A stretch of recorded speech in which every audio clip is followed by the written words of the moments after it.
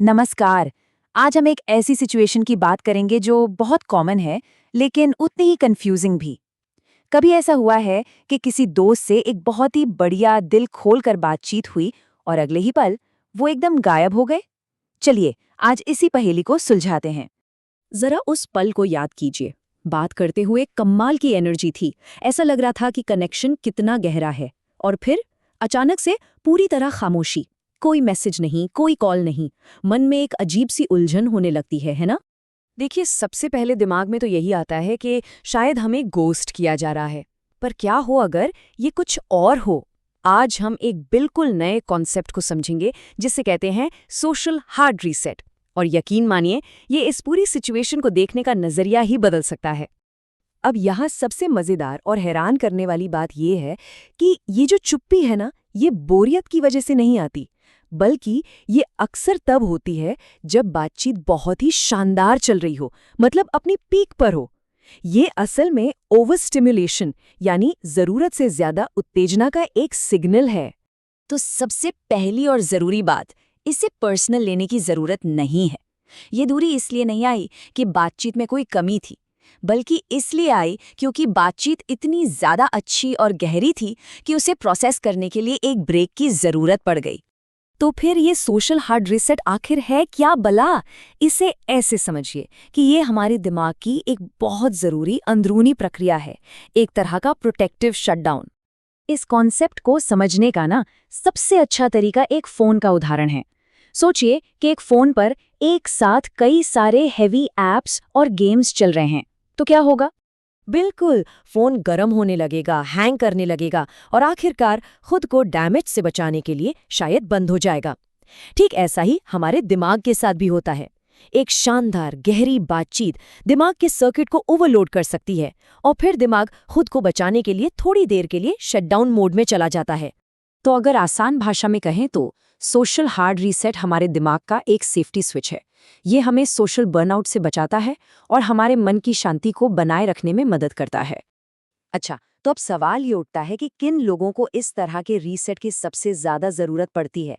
क्या ये कुछ खास तरह के लोगों में ज्यादा देखने को मिलता है? हाँ, तो ये सिर्फ इंट्रोवर्ट्स यानी अंतर्मुखी लोगों तक ही सीमित नहीं है।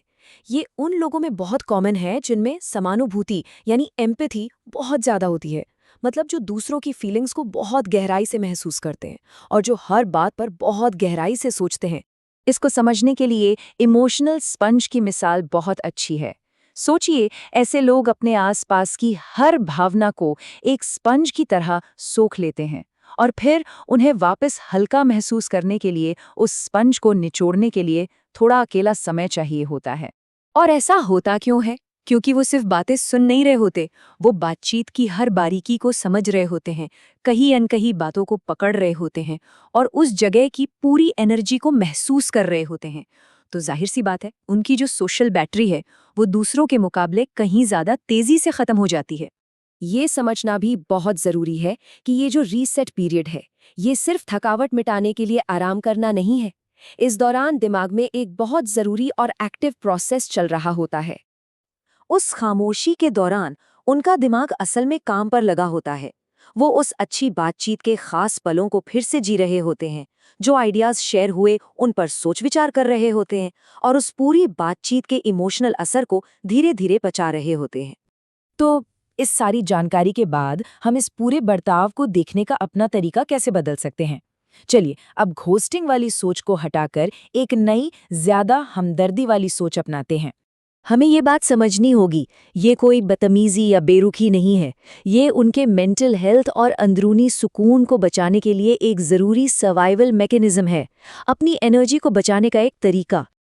अक्सर जब कोई दोस्त अचानक शांत हो जाता है, तो हमारा मन सबसे पहले इसी सवाल पे अटक जाता है, मुझसे क्या गलती हो गई?